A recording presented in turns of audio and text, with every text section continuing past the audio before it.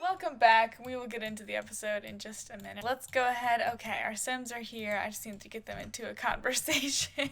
And then we'll switch over. So thanks for sticking with me. Sorry about all that. We'll get into the episode now, though, with a little flashback.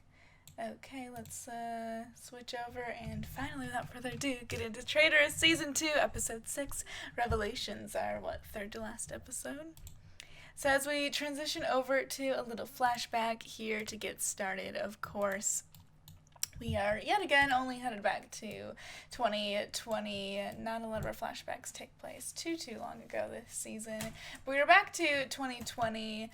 A few months, 3 months actually, after one of our other flashbacks where we saw Justin II head into the office of Detective James Prescott to hire him to look into the deaths of his father, and you know what, if some answers about Robert Winston's death come about in that as well, so be it. It's been a few months after that, and James is meeting with Justin here, who is staying at kind of a old, rundown, kind of a shabby house, a bit on the outskirts of the city, an old property that he kind of used to use as like a study den back in college with some other college kids, but it still sort of has the property rights to, and is just deciding to kind of stay here while he's looking for maybe an apartment or somewhere else to live, since him and Lorena have officially split, of course, and he's no longer living at his family's home after everything that has happened.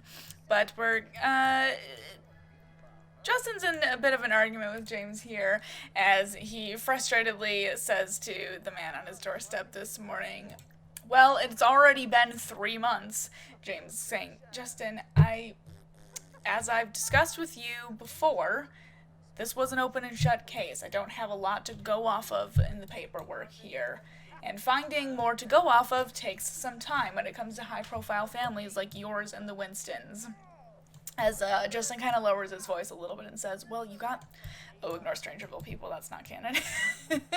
As Justin says to him, well, you got the package that I dropped off, right? As James sort of sighs and pinches the bridge of his nose, saying, yes, I got the stack of photos you developed from the gala where your father died, and, well, they're a fun insight into the event that the press didn't get to see. I don't know what you expect me to do with them.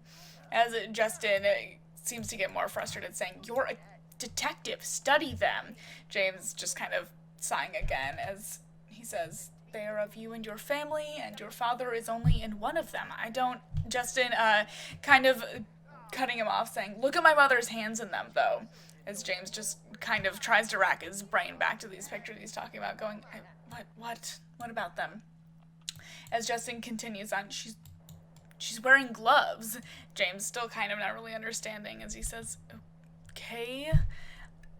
Justin continuing on, didn't the reports from the investigation of the party show no fingerprints on my father's glass besides his?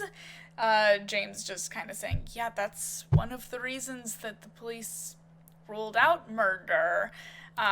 Justin continuing, but if my mother handed him the glass, then James started cutting him off this time, though, going, then it would have been perfectly reasonable for your mother to grab her husband a drink, okay?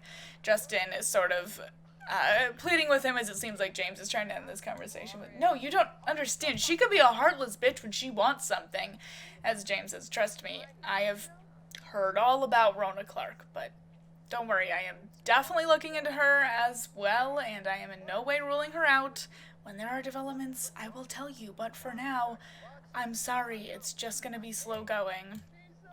As Justin just kind of mutters under his breath, like, useless asshole, as James finally, takes his leave.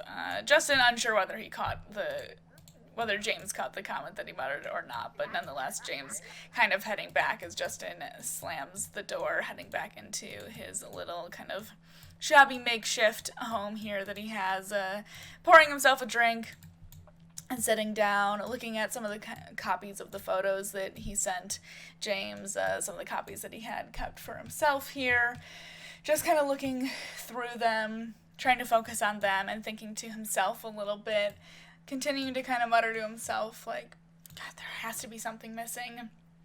As the night kind of draws a little bit later here, and he finishes his drink and perhaps a second one as well before kind of tapping his foot and seeming to make a decision and heading over to the desk area where he has some of his old, files and such that he took that he still hasn't really unpacked at this place. Not sure if it's really a permanent move yet, but clearing some space over where he has it over here and pulling out the pictures, saying, all right, James, if you're not going to get me results, then I guess I'll just have to get them myself. So we'll kind of leave past Justin there to work. As we jump back to 2021, pretty much exactly where we left off after the last episode, but just a couple hours later, as it has been the morning the meeting has happened. Justin did stay for it and talk at it, actually, but Brent kind of went up to him after the meeting to talk to him, and Justin, not expecting to run into anyone that he knew there, did agree to talk to Brent, even being a Winston and all, for a little bit, asking him to come along with him if he would like a bit more of an explanation, and a bit cautiously Brent has kind of followed Justin out a couple hours outside of town to the same old kind of abandoned house that Justin and his friends picked up in college to study at, but looking even a little bit more kind of barricaded in than we previously saw in our flashback here, as Brent is a little bit wary, Justin a bit jittery, as he kind of seems to be looking both ways and looking around before punching in a bunch of numbers on the keypad here. Brent just kind of saying, "What are you doing?" as he sort of keeps looking from side to side, as Justin kind of motions for him to lower his voice, going, "Just being sure, you never know who's around what corner with what camera," kind of quickly ushering Brent inside as the door is open before slamming it shut behind both of them. Brent just a little bit taken aback, as we see the area in here is definitely a bit more strewn about than we last saw it as well. We're going to pretend this crime board is full. I thought I could fill it with cheats, and I couldn't, but I didn't want to waste time move objectsing a bunch of pieces of paper and shit over here, so we're just gonna pretend that's full, okay? Theater of the mind for a couple things tonight.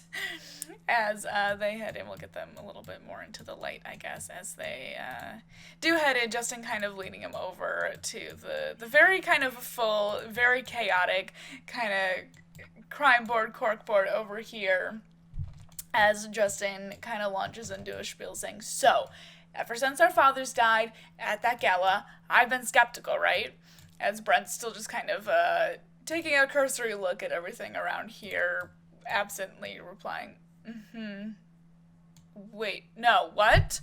As Justin just kind of sighs, as if Brent is the one not being able to, understand here, saying, "Keep up. The gala last year where both of our fathers collapsed." Brent saying, "No, but what are you saying about it?" As he goes, "I always thought it was fishy, and that they passed at the same time, yeah?" As Brent says, "I guess, maybe, but, Justin just kind of not really taking in exactly what Brent said, but continuing on his own train of thought, going, "Correct, but the idiotic cops ruled it out as heart attack on both accounts, which, as a doctor, I'm thinking, I don't think so." Brent just kind of going, again, as he sort of notices Justin's old doctorate, surgeon, ooh, I don't know what the degree's called, his old doctorate of medicine just kind of tossed onto the table, covered by a couple of different file folders at this point, even.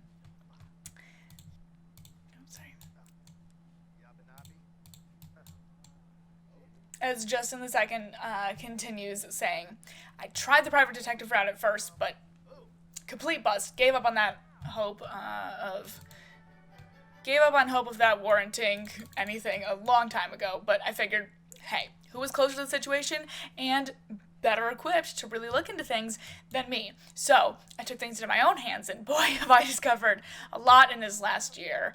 As Brent just kind of continues, oh, so do you have a killer? Justin going, not yet, but I can feel it out there. There's too many little things that line up. It's just, there's something I think that I'm overlooking. That's why I went to the meeting today.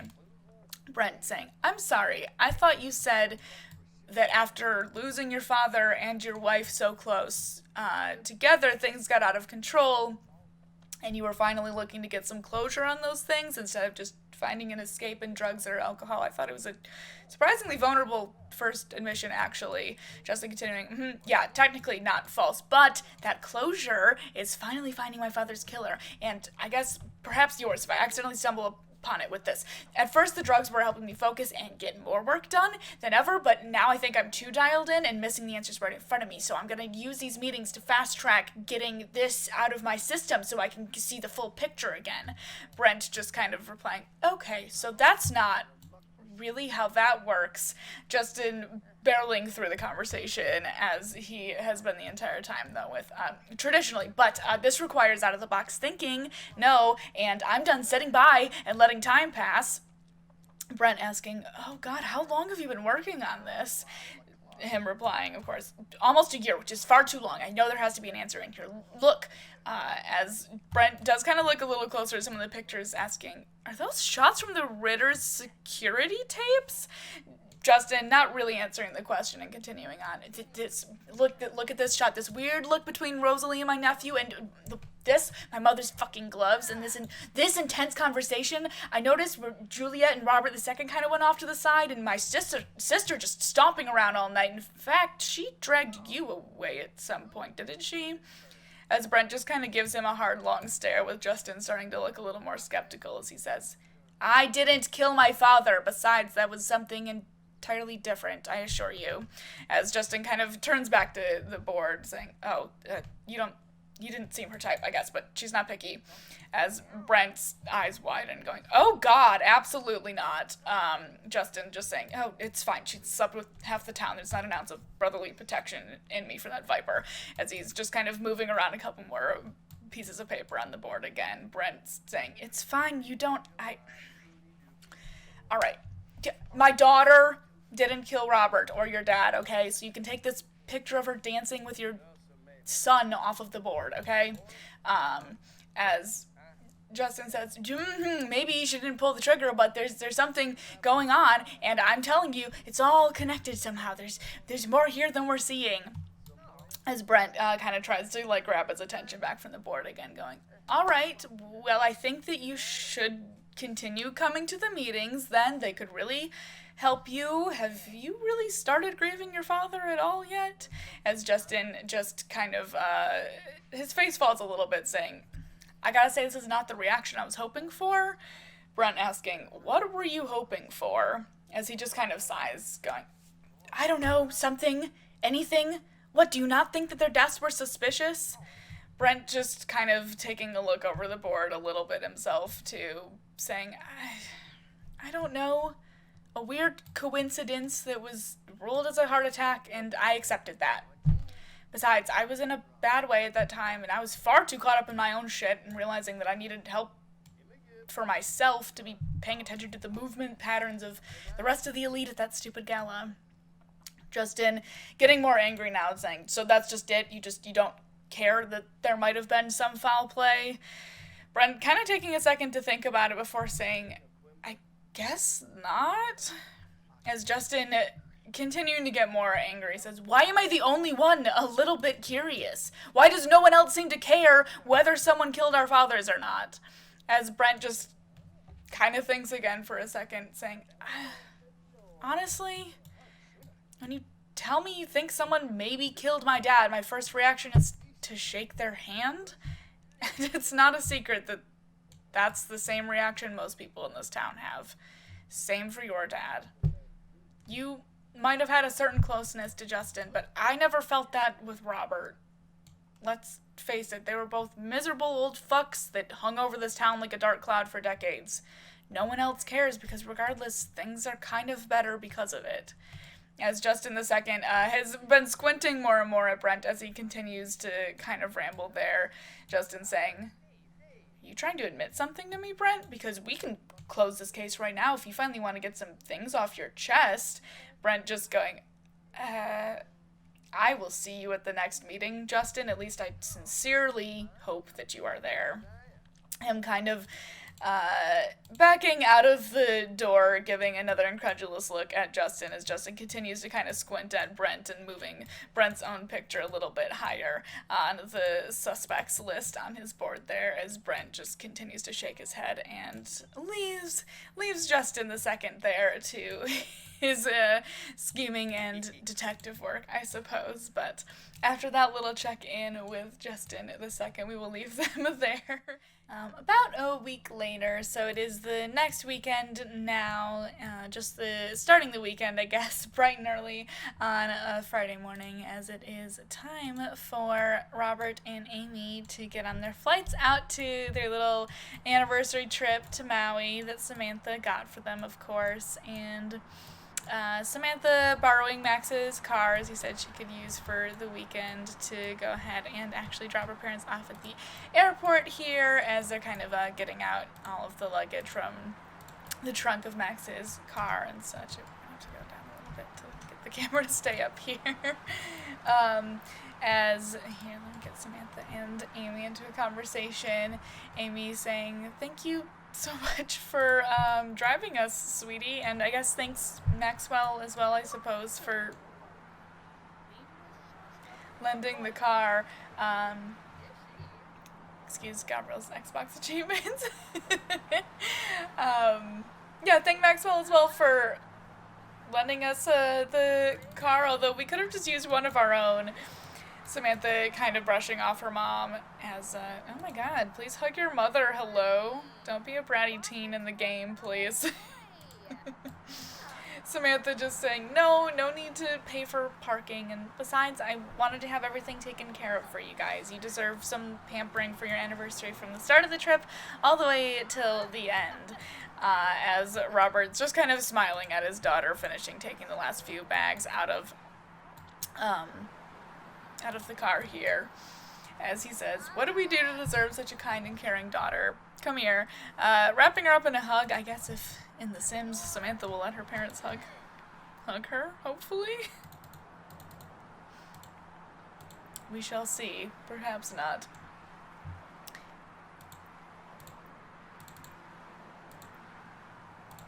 We'll try, though.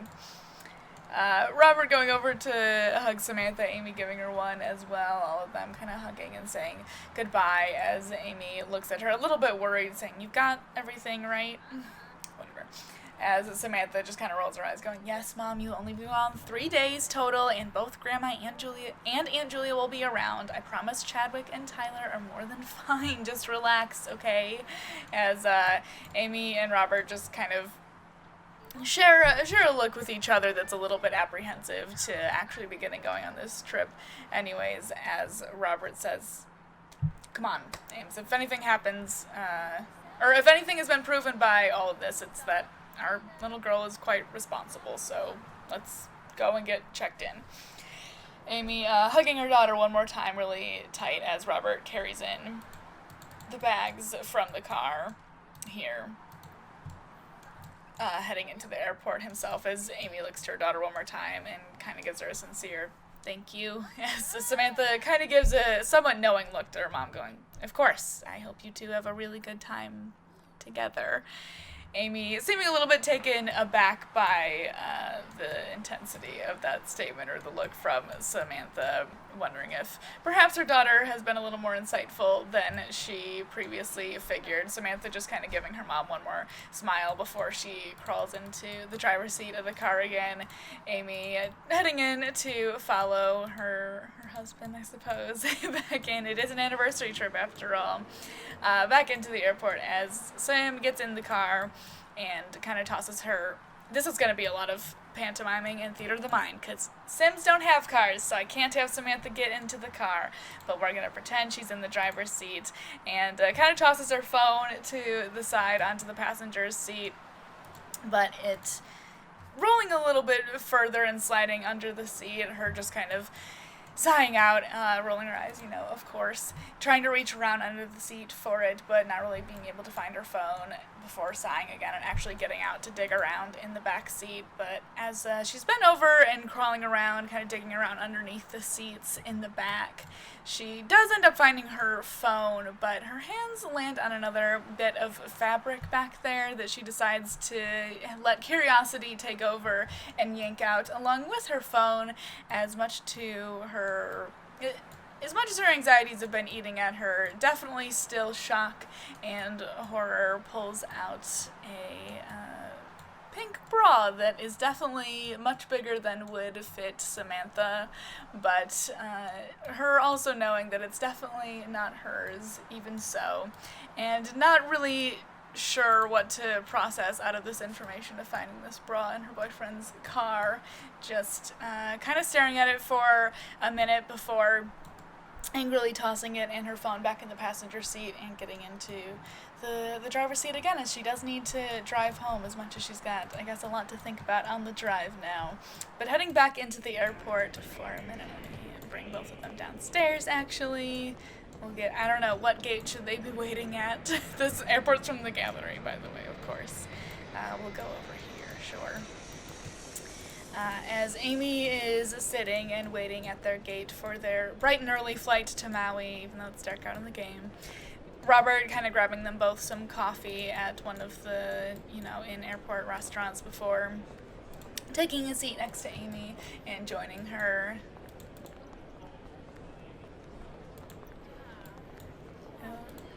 Yeah, see, I guess Robert will have brought some breakfast as well if we're both starving. Sorry, 1 second.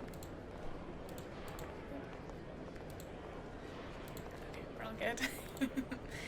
Robert kind of handing Aimi the coffee that he's brought over, her giving a quick thanks as he sets it down. Or as he sets his own down on the seat and sits next to her, both of them kind of awkwardly almost sitting there in silence for a while before Robert decides to break it, going, not where I thought we'd be this weekend, as Aimi kind of chuckles a little bit as well, saying, where did you think we'd be?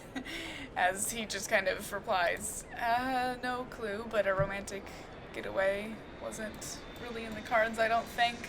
Both of them sort of chuckling and continuing to small talk here. Sims, if you could sit, I would love that.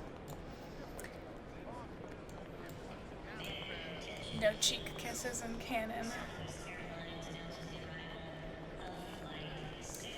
Aimi kind of breaking the silence again as she goes ahead and says, our daughter is not only responsible, but also has impeccable timing, as Robert chuckles at that, saying that she does. Both of them kind of cheersing their coffee cups together.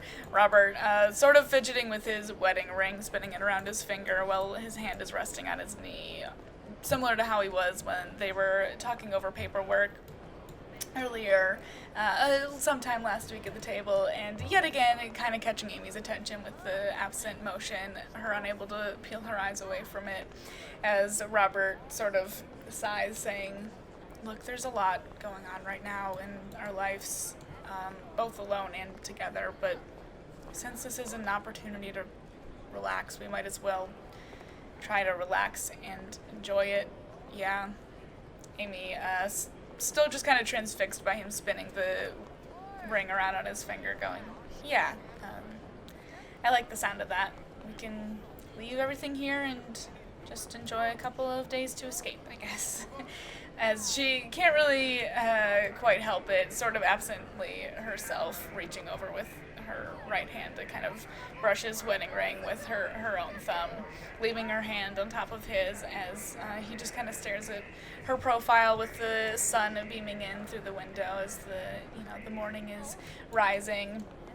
Aimi sadly chuckling and going, "It'll be like one last hurrah for us," as he also kind of somberly chuckles back, flipping his hand over so that way he can hold hers as she doesn't rear back, leaving it on top of his. But we'll leave them to get on their flight and to take their little travels as we are headed into a little bit later in the afternoon here on that same Friday.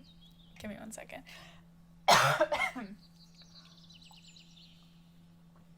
All right.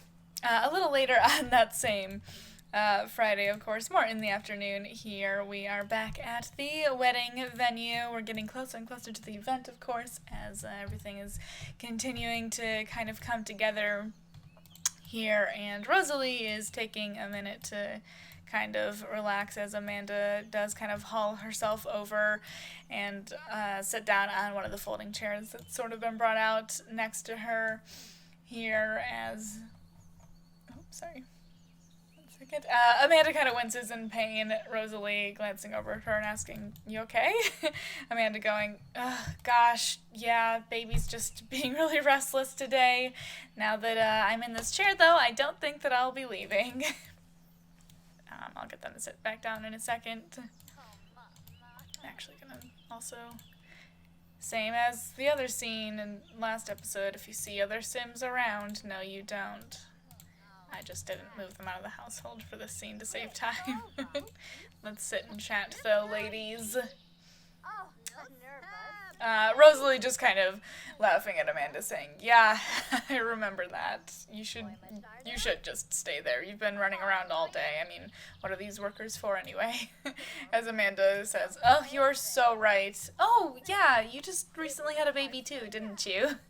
Rosalie kind of looking startled, but saying, yeah. Amanda going, "Press still talks about you even if you try to avoid them." Rosalie kind of sighing and saying, "Oh, great, good to know. Yeah, she's 3 months now." Amanda saying, "Oh, I hope we have a little girl. I told Chrissy I wanted to be a surprise, though." Rosalie, letting curiosity get the better of her, continuing the conversation, asking, "When are you due?" Amanda going, "I have a C-section scheduled for the week after our wedding." Rosie just kind of saying, "Oh," as Amanda goes, "Yeah, I thought it would be really special to have their birthday a week after our anniversary, and then we can both celebrate for like a week straight." As well, Rosalie kind of chuckles along with Amanda. Amanda continuing, "Right now, I would like for him or her to calm down, though, so Mommy can finish getting the wedding in order." As Rosalie jokes, I mean, they're not great listeners at that stage. Amanda giggling a little bit as Rosalie sort of stares over at Amanda, absently rubbing her belly there and starting to look a bit more sad as she picks up conversation with, "You're really excited for the baby then?" As Amanda goes, "Oh, of course, it's like all I've ever wanted.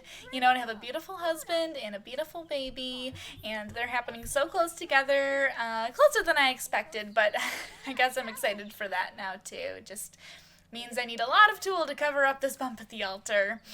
Rosalie giggling along with her at that, as Amanda does turn a little bit more serious, kind of staring down at her belly as she continues to rub it, continuing, "I mean, Chris and I have had our ups and downs. I mean, what couple hasn't? And sometimes I worry he's not in it, but now I feel like this baby has really brought everything back right on track. So it is my little luck token, and I'm happy to have them with me at the altar. Now that Chris is finally taking me there, my God." Rosalie just starting to feel a lump rise in her throat more and more as the conversation continues, a tighter giggle escaping her as well that time. Somewhat guiltily staring off to Chris over by the stage, messing around with some of the equipment, helping set up, before Amanda out of the blue asks, "How tall are you?" Rosalie snapped out of her own thoughts, going, 5'8". Why? Amanda's saying, oh, you're a lot bigger than me than I thought. That'll work. Oh well. Go get up on stage. Rosalie, seeming very taken aback, just blubbering. What? As Amanda says, I want to envision it, but like I said, I'm not leaving this chair now. As Rosalie cautiously doesn't really want to not follow orders from the pregnant woman here and going up on stage a bit slowly. Chris kind of noticing out of his peripheral, but actively trying to ignore it. Amanda calling over to him, though, going, Chris, go join her! As Chris, startled as well, looks over to Amanda saying, what? Why? As Amanda's like, she's taller than me, I know, but I want to picture what we'll look like now that there's more up there, and there's the only other people around her too big and burly to be me right now, okay? As Chris kind of, in the same vein of not really wanting to piss off his pregnant fiance, does follow the directions, very stiltedly walking up the risers to head over to Rosalie, who's finding it hard to kind of meet his gaze, though, as the two of them stand a little bit far apart before they see Amanda kind of like pushing them closer to where the markings at least used to be on the floor for rehearsals and such. As Amanda kind of stares at them going, Chrissy, take her hands, even if she's like a lot less dainty than me. I want to see what the silhouette will look like, since the sun is starting to kind of go down as it gets to late afternoon. Both Rosalie and Christopher very awkwardly standing very close at this point as he takes his suddenly very sweaty hands and grabbing Rosalie's, who can feel her own heart beating out of her chest as he kind of takes her hands and stares over at her, much like he will be doing with Amanda on their wedding day, as Amanda just kind of stares on at the scene, you know, picturing herself in Rosalie's place there, but Chris can't help but imagine almost the opposite as he is staring at Rosalie in front of him, in front of this altar, with the sun going down, somewhat similar to how it will be at the actual wedding. Chris starting to feel a lump rise in his own throat, trying to steal his own nerves as he can't help but feel the visions of maybe Rosalie standing there in a gown and veil in front of him, instead almost absently kind of rubbing his thumb over the back of Rosalie's knuckle as they stand there holding hands. Rosalie just stock still. Amanda kind of noticing the little notion of Chris kind of rubbing his thumb over the knuckle of Rosalie's hand as the two of them stand there, squinting at it a little, but kind of just putting it to the side for now in her brain as she goes, oh, that is so romantic. Okay, thank you. Oh, it's gonna be so perfect. It looks so beautiful. Both of them kind of startled and pulling apart as Rosalie, yet again, finds it a little hard to meet Christopher's gaze, him feeling like his feet are glued to the stage at this point, as she does look up to meet his eyesight for just a minute, kind of startled by how intense he is looking at her, looking away yet again, just feeling incredible guilt kind of wash over her. Her heart still beating a mile a minute as she very quickly exits the stage herself. Amanda coming up, though, to go ahead and to kiss Christopher, and noticing him tearing up a little bit and going, oh, you're so sweet. I know, I'm so excited too, as he kind of holds her in the embrace that she pulls him up into, but only giving a bit of a catatonic nod back, as a lot of thoughts that he knows he should be pushing down but can't help but indulge in continue to fill his vision. But we'll leave them all there at the wedding venue to sort out the mess that has become this. Here we are at the Boys and Girls Club for a little bit, for a quick little scene here today. Give me a second. As it is, I guess, the next day in canon. I didn't write it down here, but yeah, it would be the next day after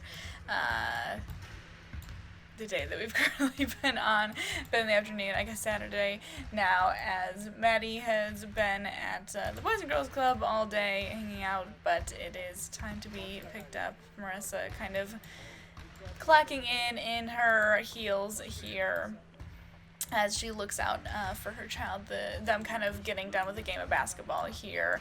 Most of the kids kind of cleaning up at this point as Julia is kind of corralling Maddie and all the other many children that are here, we'll pretend. Marissa, noticing that Julia is here, though, squinting a little bit and walking over to her steadily without catching her attention first, just saying, haven't seen you out of the house in a while. Julia almost jumping a little bit, startled by the other woman heading over to her, so suddenly turning and going, Marissa Clark, hello. They should know each other, but hello, you're here to pick up Madison, I presume. Marissa just staring her dead in the eyes with a look that does kind of shake Julia a little bit, as Marissa can be a bit of a tense woman, just going, And are you, picking up Chadwick, then? As Julia goes, no, ma'am, I got a summer job here, actually. Marissa's eyes widening almost comically so, going, you did, huh? As Maddie kind of runs over, Julia just sort of responding with it. Yeah, I've been getting out there again. Madison running over saying, oh my god, did you see my last shot, Julia? Having just finished cleaning up basketballs. And Julia replying, yeah, I did. It was great, hon. Maddie's eyes kind of going a little wide as she finally looks over and notices that it is her mom here. In fact, as she goes, what are you doing here? As Marissa glares down at Madison saying, picking you up. Madison asking, where's Dad? As Marissa just replies, busy, get in the car. Madison almost immediately starting an argument with her mother, though, going, what? As Marissa snaps equally back, though, saying, you heard me. As Madison does recognize the particular kind of fire in her mother's eyes this morning, not wanting to push it too far, just kind of scoffing, saying, bye, Julia, I'll see you tomorrow. As Madison kind of stomps off with Marissa's eyes trailing after her daughter as she does so. Maddie heading out to the parking lot as Julia tries to just kind of turn her attention back to the kids. Not exactly sure how to interact with Marissa Clark, who she hasn't really interacted with a ton in her life, at different functions and such, but really not at all ever since she has at least discovered that Madison is actually her own daughter, of course. But Marissa waiting for Maddie to fully leave before turning to Julia and saying, she won't be seeing you tomorrow. Julia asking, I'm sorry? Marissa just saying, I would like to remove her from this program, please. As Julia explains, well, the summer sessions usually last. Marissa cutting her off with, I don't care, a new opportunity came up that I think she should take, so she can't be wasting her time around here. I'm very sorry for any inconvenience. I'll pay whatever cancellation fees there are. Julia starting to squint at the woman a little bit more, going, you'll have to call my supervisor and take it up with her to get her name removed from the roster. As Marissa goes, fine. That's what I need to do then. Have a good day. As Julia kind of squints at Marissa, seeming to be a little bit shaken, her scrambled nature a little bit, and the sudden hostility that she's really been showing towards Julia here. Julia just kind of intently staring back at Marissa and feeling herself harden a little bit more in the woman's presence and tilting her head in a way that does make Marissa even feel a little bit uncomfortable. Julia much less cordially replying, yeah, have a good day, Mrs. Clark. As Marissa takes the out, just sort of nodding curtly one more time before briskly walking her way out of the gymnasium. But Julia's staring after Marissa a little bit longer. A few thoughts she hasn't really had before kind of racing through her head as she thinks about just how callous Marissa was with her specifically for whatever reason, when normally she wouldn't really have a huge reason to, outside of the whole Clark and Winston thing, of course. But Marissa and Marissa catching up with her daughter over here, of course, as Maddie was still headed on her way back to the car. Marissa tossing over to her daughter as they head over to the parking lot together, though, with, "You're not going back," as Madison says, You asked me to choose a summer program. I chose."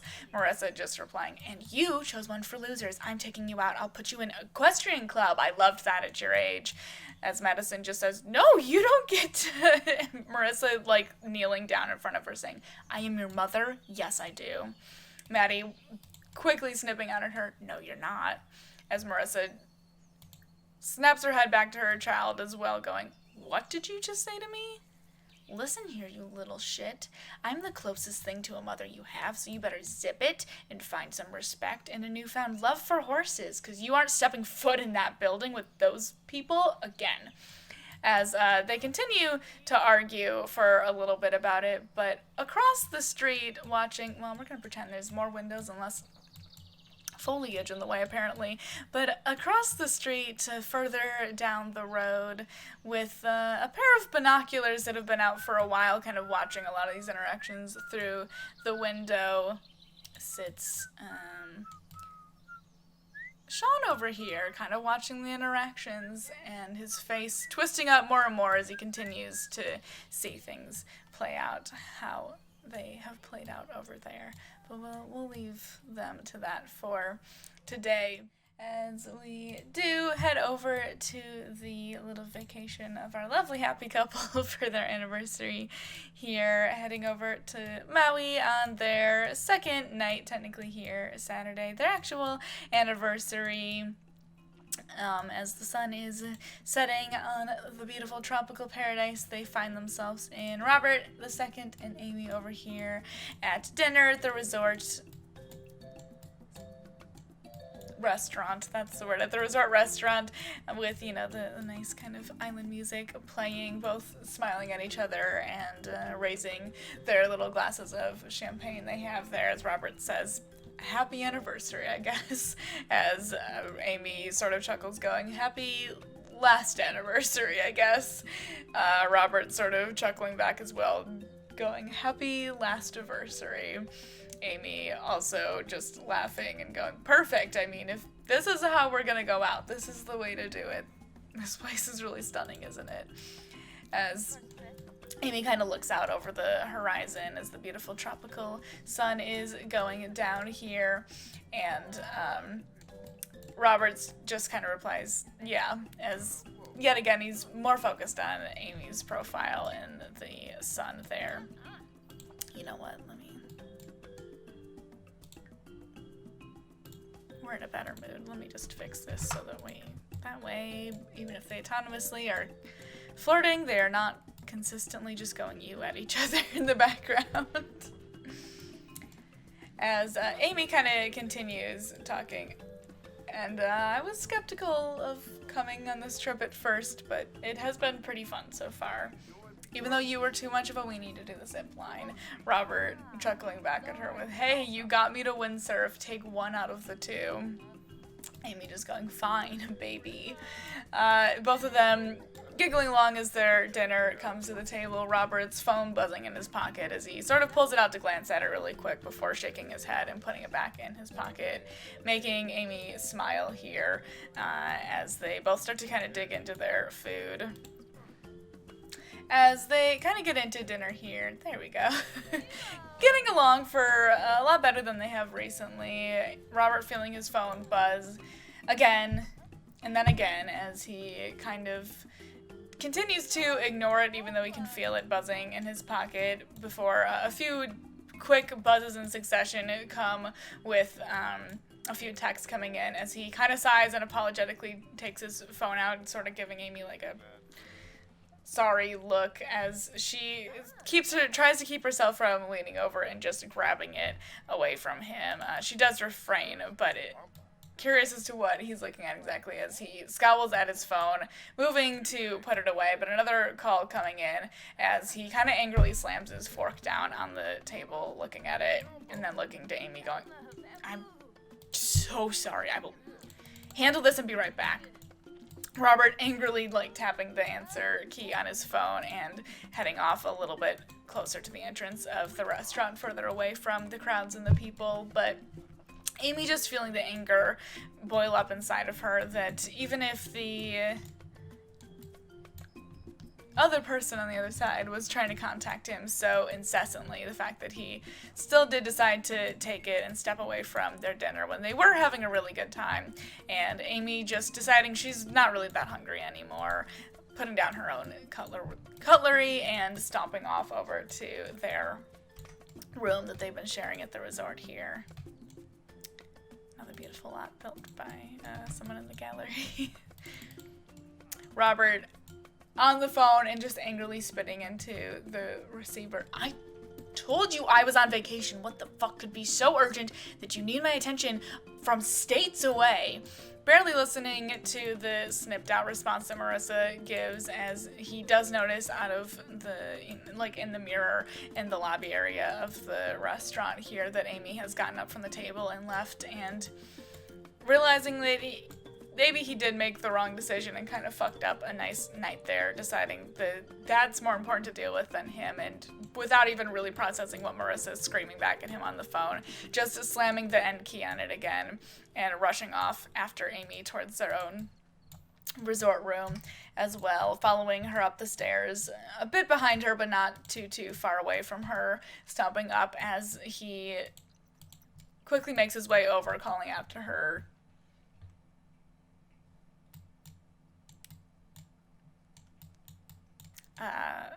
Just with her name, saying, "Aimi, please," as Aimi just goes, "Nope." Robert saying, "We were having a good time." Aimi replying, "Yeah, we were, and then you stopped dinner to answer your mistress?" Yeah, sure, accused of cheating. That's kind of what we're doing. As Robert says, "I told you," Aimi going, "Oh, right, work, sorry." Robert yelling back at her, "God damn it, what have I ever done to convince you that I'm cheating?" As Aimi says, "Oh, please, you've never been this tuned into what 𝕋𝕣𝕒𝕒 is doing on this near constant of a basis." Robert saying, "Need I remind you that 𝕋𝕒𝕒𝕒's in the toilet right now?" Aimi going, "Exactly, so what business do you have to do?" Robert just saying, "Whatever I can to save our livelihood." Aimi kind of stealing her nerves before going, "I know your work contact isn't 𝕋𝕒𝕒𝕒 because that's what the company is under in your contacts, Robert. 𝕋𝕒𝕒𝕒." Robert kind of twisting up his face before asking, "Did you go through my phone at some point?" Aimi saying, "I glanced at your contacts once to confirm my suspicions that your contact work wasn't 𝕋𝕒𝕒𝕒, and that your actual work is under 𝕋𝕒𝕒𝕒 like I thought. But no, I didn't snoop through your phone, and don't turn this around on me." As Robert kind of gets caught up in the argument they are having, saying, "Turn this around on you, you violated my privacy." Aimi going, "Yeah, oh, you love to turn it around on me. Maybe that's why you're so hung up on me fucking Hunter Clark, apparently, despite my consistent refuting." As Robert goes, "I have a hell of a lot more reason to think that you're fucking Hunter Clark than you have to think I'm cheating because of calls from work." Amy's screaming back at him, "Then who the hell is work?" Robert caught up in the argument as well, both of them red in the face, screaming at each other as he just huffs out, Fine, I don't even know why fuck it, it's work, Aimi, it's fucking Marissa Clark, and she won't leave me alone because, like the insufferable tyrant that she is, she offered me a position at Securvo back when 𝕋𝕒𝕒𝕒 went down last year, and I tossed her offer into the garbage until things got really bad recently, and so after our last financial advisor meeting, I took it just to have some extra funds to keep things afloat because this is the lowest point in my life where I have to pick up the dry cleaning for my mortal enemy just to make sure my family doesn't starve. So it's work, Aimi. It's this stupid assistant job that I can't believe I've found myself wound up in." As Aimi just goes, "Why wouldn't you just tell me then? Especially when we're trying to figure out our financials together." Robert quickly snapping back at her. Because it's humiliating, Aimi. I don't want to drop to your feet and have to tell you that I'm doing bitch work for the biggest bitch in town. As long as the money is there, I can pretend that that isn't the case when I get home. Besides, we haven't exactly been telling each other much these days, have we? Aimi replying, I would talk to you more if I didn't get those snide remarks from a drunken version of you every time I have to try to have half a conversation. Robert screaming back at her, well, we're talking now, aren't we? You got something to tell me? Aimi, almost laughing at the situation before emphasizing, I'm not cheating. As Robert just says, fine, you're not. Why was Hunter at our house last night? Why have people seen you acting so chummy with him then? Aimi kind of tossing her head into her hands, going, oh my god, I have tried to be as obvious as possible around you without flat out saying it, but fine. If you want me to risk my license as an attorney and compromise client confidentiality, then fine. Hunter is my big client that I've been meeting with for over a year, you dumbass. As Robert just kind of squints at her, asking, the drug dealer Clark kid is your big client. As Aimi goes, his girlfriend sells drugs, not him. Oh, don't look at me like that. You think working with him for more than a year hasn't led me to learning more about his life? As Robert just kind of spits back, okay, well, what is this case then? As Aimi kind of puts her head in her hands again, going, oh, I shouldn't. Oh. It's against your boss, apparently, big man. As Robert continues to seem more confused, going, what? As Aimi goes, yeah, we've been building a case against Marissa for a while now, but she's got the fear of God in him, so it's taken a fucking year to get enough information to build a monster case that will destroy her. Just the other night, he finally came to our doorstep, and finally revealed that more than just the despicable business practices, and apparently she's a kidnapper too. Robert, seeming taken aback by that, asking, what? As Aimi just goes, oh god, oh, I shouldn't be telling you this. But if you want me to risk my livelihood too, just to boost your ego, then there you go. Believe me or not at this point, I don't care. That's the truth. Robert, latching more onto her last sentence there with, boost my ego. I'm sorry my wife spent all her time far from home, even when things still seemed okay between us. Even more so after everything fell to shit. Well, having to hear people like my father say you're hugging the young, rebellious Clark kid. Sorry for feeling a little nervous and wanting to know what the hell is happening. Aimi asking, what do you mean? Why would that make you nervous? As Robert just kind of steals her with a serious look, going, come on, Aimi, the tattooed bad boy. That was always more your type than me. As Aimi almost laughs at that too, saying, maybe a long time ago, but you know that's all far in the past. As Robert just continues on going, and there's no ego left to boost, believe me. Between having the pressure of the family put on me, only for me to crumble under it, losing track of my kids, having to ask my mother to help fix Insurzo, yeah, and being berated daily by the woman reveling in the success that came from my failure. Aimi kind of trying to stop him there as he says that, as she goes, it wasn't your, Robert barreling through whatever she said, though, not even hearing her saying, and constantly being scared that I've lost the attention of the only person I've ever wanted to cherish, all the while trying to not hate myself for getting so wrapped up in it that I made you hate me. Aimi looking incredulous at Robert this time, though, asking, hate you? Hate? I wouldn't be so angry and frustrated with where we've landed if I hated you. No matter how much we've fought, I can't bring myself to hate you, you idiot. Do you really think I would have stuck around for this long if I hated you? You're the one that acts like you couldn't care less about me when I'm the only thing actually keeping this family together. As Robert just replies, yes, of course you are, and you shouldn't be. I should be taking care of us, and I hate that I can't, and I selfishly hate that you can, because all you ever do is take care of everyone else, and it should be your turn to just sit back and relax, but every decision I make just creates more problems. Of course I care about you. You're the most kind-hearted, intelligent woman I've ever met, and the only person I've loved this much outside of our kids. I'm just too fucked up to let myself tell you that. Aimi angrily yelling back to, you don't have to be the one that takes care of us. We should be doing it together. You're the one that breaks yourself down trying to shoulder the weight of the world alone, but you're not alone, and you just need to get your head out of your ass and realize you can't do everything, and that's okay. And stop looking for reasons to push away people like me that love you, because no matter how hard you try, I won't stop. As he kind of somberly replies, both of them losing a bit of steam as they continue to go. Robert saying, I don't want you to stop loving me. It's a miracle you ever even loved me in the first place, and I'm so fucking sorry that I stopped showing that love back to you. I'll never forgive myself for how I've treated you out of pride, because I love you so much more than I act like. Aimi kind of seeming taken aback too, as they've somewhat found themselves standing a bit closer to each other. At some point during the conversation, Aimi saying, an apology doesn't fix everything from the past year and a half, because I do deserve so much more than you've given me, but those fleeting moments that you've shown me your love I've clung to, because I don't want to give up on this either. I never have, because I love you so goddamn much it hurts to even think you want to move on.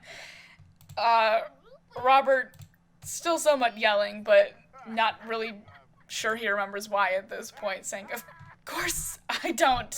I love you. Aimi kind of yelling back, I love you too, as they stare at each other and just sort of huff out a few breaths for a minute, not really sure where they wanted to take that anyways, before seemingly at the same time, without needing to communicate too much more, falling into one another's arms and wrapped up in a heated kiss for the first time in a long time. Hopefully they will. Yeah, there we go. But as those two kind of fall into each other there, we'll leave them there for now at the resort. We are going to go ahead and head back to, on the same night, I didn't want to, after the Sims were just taking forever to get in place and get in the right outfits, I didn't want to take longer for it to get to be dark, so it will be light out in the game. But it is the same night as we just saw over in Maui, but late at night over here on Saturday night in the hometown of our characters over at the Winston Manor. Here we have in Samantha's bedroom, Samantha kind of finishing doing some makeup on Kelly. Mirror glitch is still happening in the game, it looks like, as Kelly's kind of puts her glasses back on and is looking at the final look, as Samantha says, you looked much prettier before, actually. Kelly kind of laughing and saying, no, you think? As Sam says, yeah, you're so naturally gorgeous. You don't need all of this, but thank you for letting me use your face as a canvas. As Kelly just says, it's still fun to see myself looking so different, I guess.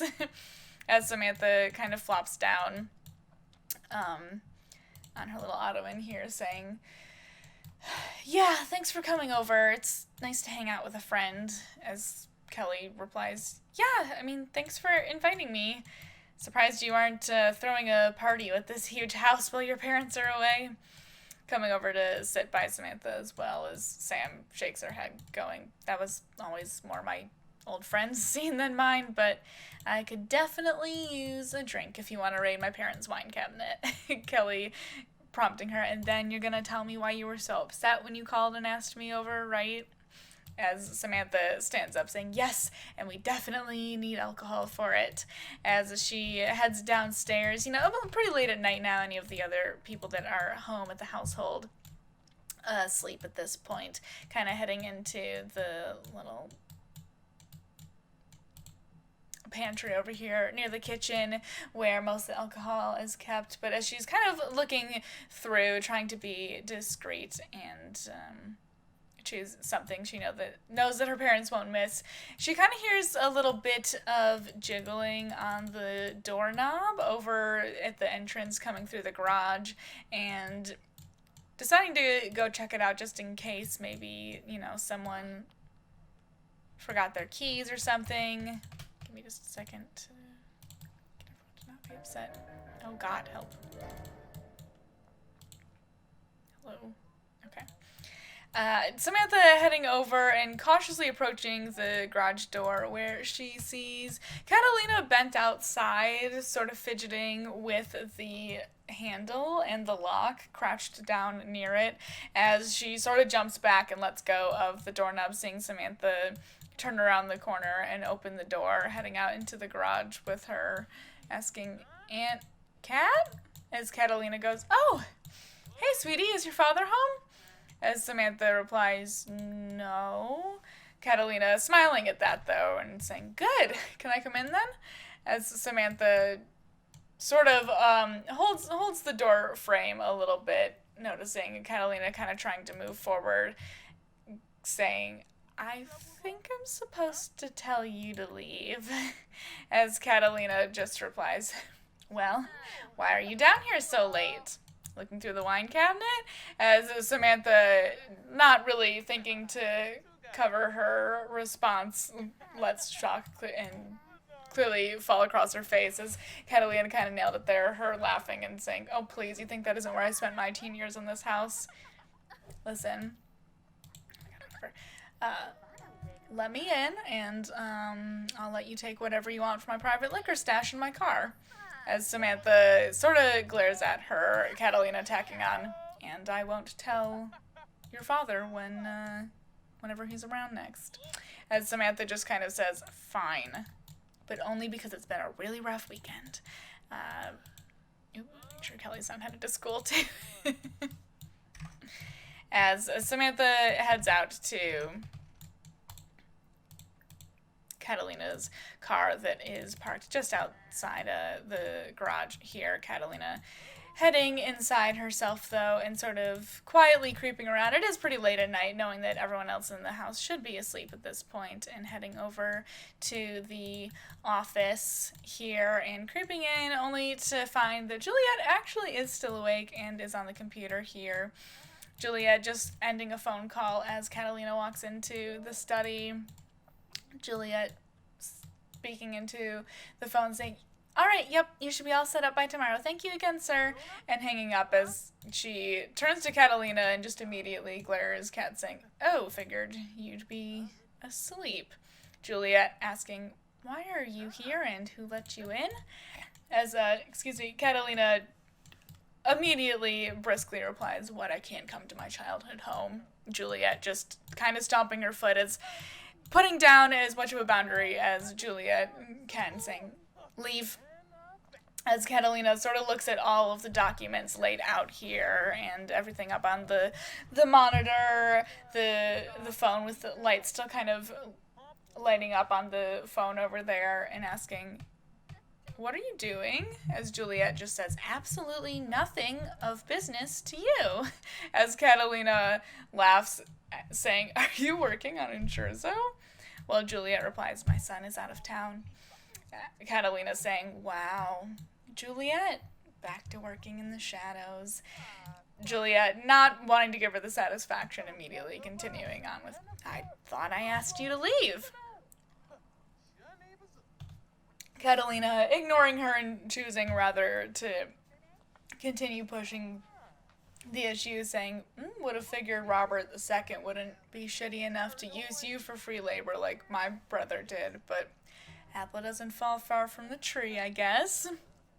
Juliet, upset with Catalina even daring to have one of her children's names in her mouth, though immediately snapping back, Well, your son practically raised himself, so I wouldn't expect you to understand a mother's love. Catalina hardening her expression back at Juliet for a minute before bursting out laughing, saying, Well, I guess you at least found your voice since the leech died. Only with me, though, it seems, kind of gesturing at all of the work that Juliet has been doing. Oh, that wasn't a flirt, don't worry. Juliet once more pointing to the door, grinding out, Leave. As Catalina says, I only came because I remembered that I forgot to take something when I moved out. As Juliet just sort of gestures to the office, stepping out for a minute to go collect herself, not really wanting to be in the room any longer with Catalina, and saying, Fine, then get it and go. As Juliet steps out to take a minute into her own bedroom. For now, Catalina making sure that Juliet is fully out of the room before going to dig around near the bed area that, has not been jostled too much since she moved out, and sort of rooting around in the mattress for some stuff. But we'll leave her to grab whatever she was here to get as upstairs. Samantha and Kelly are into one of the bottles of vodka that Samantha stole from, or well, I guess took after the offer from Catalina's car. Both of them just on, the end of their first glass, going on to the second one, getting a little bit tipsy, veering on drunk, somewhat inexperienced, drinkers as teenagers here. Neither of them really huge partiers in their day, despite the crew that Samantha used to run in anyways. But Samantha, clearly having been telling Kelly about everything that's been going on, getting closer to the tail end of things, as she says. And then yesterday, Samantha stumbling over to her bedside table really quick and opening one of the drawers before pulling out the pink bra that she found in Maxwell's car the morning before, and continuing, I found this when I was dropping my parents off at the airport in his car. Kelly's mouth dropping and slamming a hand over it, going, no, as Samantha says, it was under one of the back seats, but this isn't one of mine. Kind of wiggling it and gesturing at the much bigger cup size of the bra, as she continues saying, I don't know, Maxwell isn't like this, but something is up, and I don't want to believe what those assholes like Dylan and Quinn were trying to say, but clearly something is up with him right now, right? Kelly's saying, oh, absolutely, why else, that doesn't make any sense, and I mean, you guys always did seem like a pretty solid couple out of the rest of the ever-changing popular couples at school, so you should talk to him. You should ask him what's up. Samantha kind of saying, I don't know. We've already went through so much last year. And Kelly saying, no, you should bring it up to him. You should confront him. Sam just saying, you think I should? It's Kelly kind of acting like, yeah, you deserve to know, get to the bottom of this then, as Samantha kind of gains some steam in the conversation too, saying, yeah, you're right. After everything we've been through, I mean, how dare he if he thinks that he can just find someone new at college after all the preaching about how we're fine, and after everything, you're right, I should confront him right now. Kelly pulling back a little bit on that, though, saying, I mean, we're getting kind of drunk, you should probably do it in the morning, but Sam's saying, no, you're right, I mean, I would never have the courage to, really get into it. No, I'm gonna do it right now. Get me an Uber, as Kelly seems a little skeptical, but not really wanting to get in the way of Samantha's path at this point, as she seems pretty upset and convicted to do this tonight, shaking her head and pulling up the Uber app on her phone. So we'll leave there to figure out their plans for the night of confrontation, it seems. I'm going to pretend it's more late evening instead of mid-afternoon, but back on over to Jacob Henderson's apartment as Brent is just kind of getting home for the day. Both Quinn and Dylan leaving the apartment, though, laughing, Brent catching the tail end of whatever small talk and chatter and goodbyes are happening as the two leave, and all but ignore Brent as they head back on down the stairs. Brent kind of giving a cordial hello to them, but neither of them really acknowledging his presence that much as Brent heads inside, Jacob kind of waving to him as he gets home. Have him head inside here as Jacob says, hey, Brent going, hey, how'd dinner with your daughter go? As Jacob replies, kind of getting rid of the rest of the dishes from the dinner with, well, about as well as you can expect.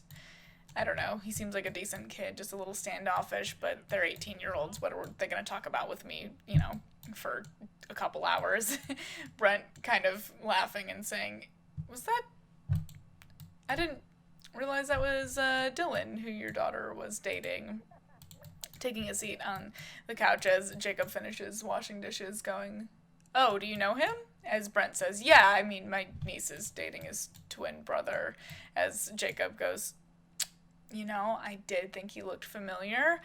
Brent kind of laughing before he turns more serious again with, I know we pulled some really inappropriate shit at prom.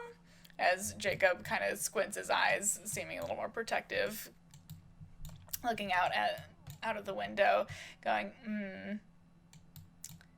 all right, I'll talk with her. Although she's got my stubbornness, there's no way I'm getting her to drop him if that's not what she wants to hear. Brent laughing at that as well, saying, yeah, I remember when Rosie was that age, I get it. As they both just kind of sit there for a minute in silence before Jacob kind of throws a playful, slap onto Brent's chest, saying, so what's up? You've been a little absent the past week. As Brent kind of scratches his head going, oh, have I? Sorry, I've just had a lot on my mind, I guess. As Jacob says, I mean, hey, I know we're a lot better friends and all now, but I'm still your sponsor. If there's anything you need to talk about, if you're going through some hard stuff, I'm here for you. As Brent says, yeah, I've been going to meetings all week, actually, just to make sure that I'm keeping my head on straight. Jacob kind of nodding along, saying, oh, good, that's good. As Brent kind of lets the silence hang there for a minute before saying, I ran into Justin the second at one of the meetings. He's not doing great. As Jacob is a little shocked, saying, oh, really? Yeah, no, it seemed like he kind of disappeared from the tabloids and such for a while, but I figured he was just taking some time for himself since him and Lorraine split up, Brent kind of nodding and saying, yeah, that's, I think, what we all sort of assumed. But no, he's doing real bad. He's really stuck on what happened to his father, and I think was kind of hoping that I also was a little fixated on the death of my own father as well, but I haven't really thought about it since it happened, to be honest. As Jacob just kind of sits there listening for a little bit, as Brent says, I mean, he took me to his crazy bunker he's got set up with all of his wild theories about what happened to them, and who knows if there's any validity to them, but it's like it's all he had left, And he just seems so empty now. And I don't know, after he took me there, I went and visited Robert's grave. Jacob saying, wasn't he cremated? As Brent's like, yeah, he's got a grave site as well. We needed the one. He wanted reminders of him as many places we could get them. I don't know. My father was an arrogant piece of shit, but he always judged me ever since I got Aaliyah pregnant in high school, and I kind of lost his respect that day, but I feel like I was always kind of trying to win it back, which doesn't make sense. It was stupid. I mean, why did I care about the respect of a man whose opinions I didn't respect in return?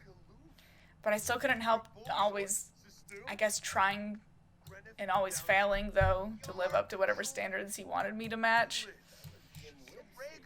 And I think, as much as I've come a long way since last year, and I truly am over my dad's death, to be honest, I think there was still a little part of me trying to win his respect, even though there would be no one to give me that affirmation anymore. I don't know, it's stupid.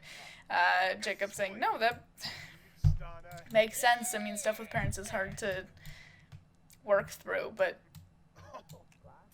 I mean, if you're kind of having this epiphany, then hell yeah, that's good for you to realize that. Brent saying, yeah, I've just been doing a lot of thinking the last week about how ridiculous it is to try and live up to the standards of a dead man that I shouldn't have been trying to match anyways, and that I'm getting my life back on track, so I should be living for me, not what I think he would want from me.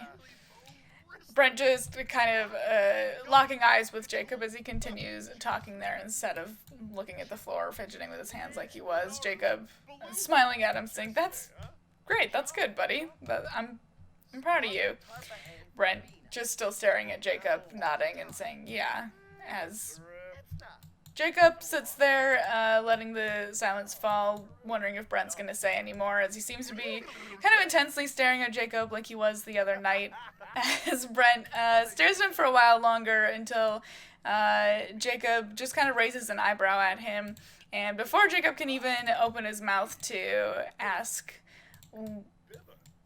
what exactly is up, Brent finally maybe taking the chance that he should have the other night on the couch, and leaning forward to finally plan a kiss on Jacob, of course, as Jacob seems a little bit startled at first, but almost immediately melts into it, kissing him back before Brent kind of cautiously pulls back for a minute to stare at him, as Jacob just kind of chuckles and says, "See, when I first asked you out, I knew my gaydar wasn't that bad." Brent just letting out a really relieved laugh himself and saying, "Shut up," as he goes ahead and pulls Brent in for another kiss. But we'll leave them to figure out their whole situation there for the night.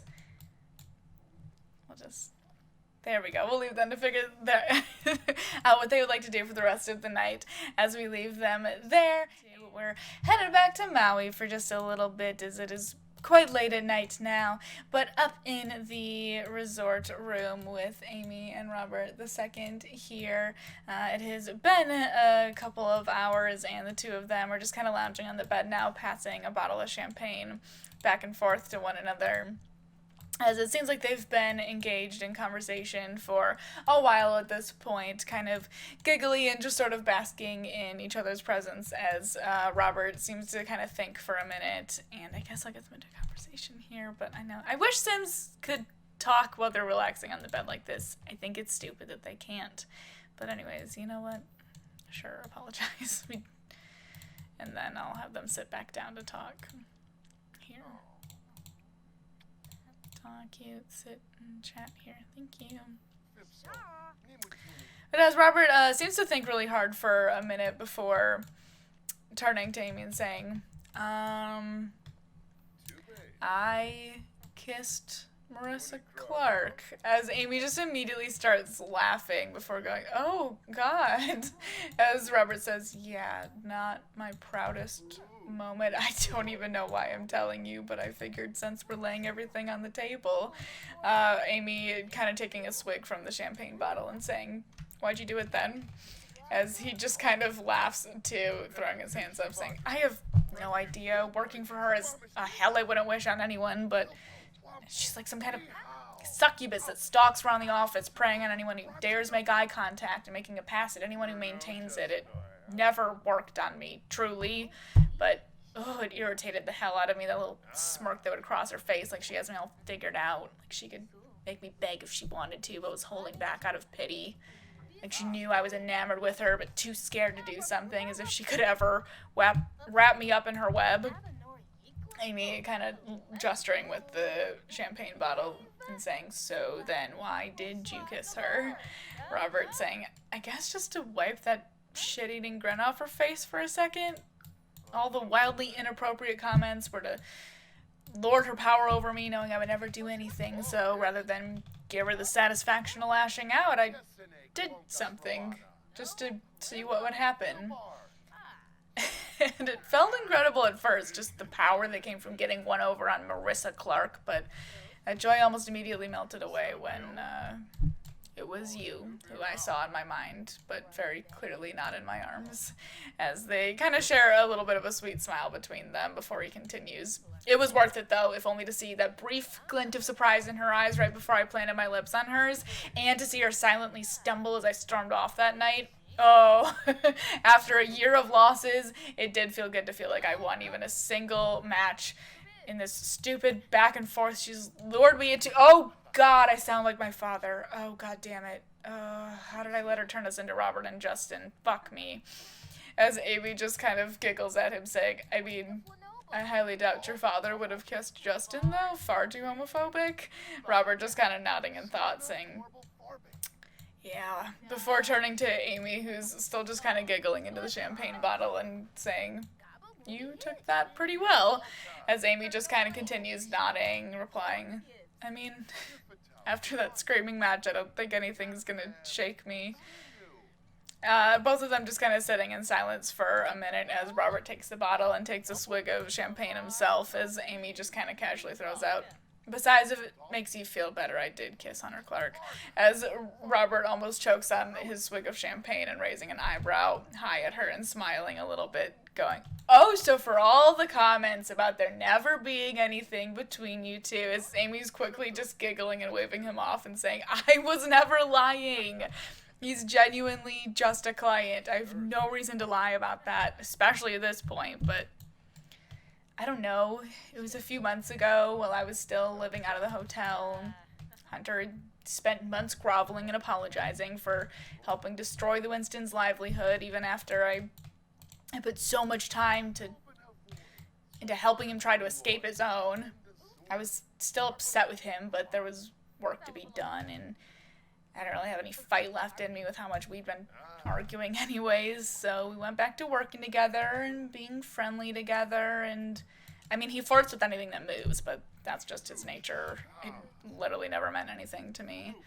But one night we had some wine to take off the edge, and I was sad and hurt and really feeling it, and all your stupid accusations about us were floating around in my head, and I don't know, he made some dumb pass like he always does, and something in my brain just decided to lean over and kiss him just to see if maybe you saw something I didn't. I don't know.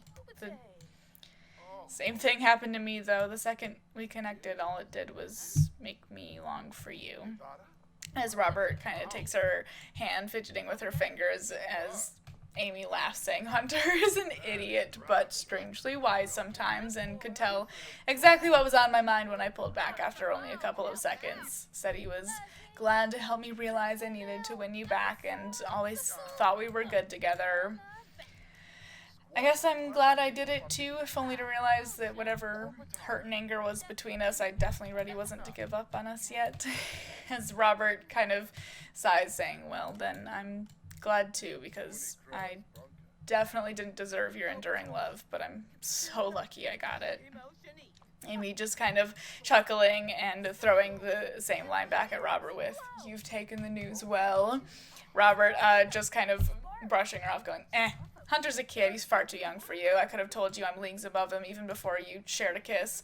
As Aimi just kind of goes, oh, leagues above him, huh, old man? I never said the kiss was bad. Robert just kind of brushing her off again and taking another swig, muttering, you don't have to. As Aimi replies, oh, then it goes without saying that even if I don't have years on Marissa, she could never reach my level. Robert just kind of giggling and saying, oh, really now? I mean, I do believe I called her a succubus. Aimi chuckling back at him and pulling him closer by his undershirt, saying, oh, I'll show you succubus, as the two just kind of fall back into their little night of rekindled passion here. So we will definitely leave them to their happy, healed marriage for the night in Maui here on their anniversary. There we go. Oh. Cute, that was autonomous. Okay, anyways, we will leave these two for the night. Here in our last scene of the night, we are arriving outside of Lorena and Cassandra's home. Also, of course, the home of Dylan and Maxwell. At least Maxwell, he's home for summer from college, even if he's in summer classes, staying at home here. Samantha, definitely drunk at this point, but stomping up to the door and banging on it as Lorena answers quite late at night, in her robe, seeing Samantha, asking, Samantha, hi, sweetie, it's late. What are you doing here? As Samantha slurs a little bit. Is Maxwell home? Lorena going, yeah, he should be. Honey, have you been drinking? As Samantha says, I just need to talk to him. Lorena going, you're not in trouble. I just want to make sure you're okay. as Samantha just kind of shakes her head but does appreciate the concern from the, Clark woman, effectively. She's always been pretty nice to her. Samantha saying, I took an Uber, okay? As Lorena nods, going, okay. As Samantha says, wouldn't want to take his car anyway, since I found this in the back seat, pulling the crumpled up pink bra out of her pocket and kind of swinging it around on her finger as Lorena seems surprised at seeing it before a bit of understanding passes her face and empathy for the situation, just nodding a bit knowingly and going, oh, go ahead, sweetie. Stepping aside to let Samantha in the house. Boy, does the camera hate this household I've built, but Lorena stepping aside to let Sam in, Samantha saying thank you to her before she storms downstairs. I haven't playtested the staircase, so we're going to hope that she does walk down these stairs. Down to where she knows her boyfriend's bedroom is over here.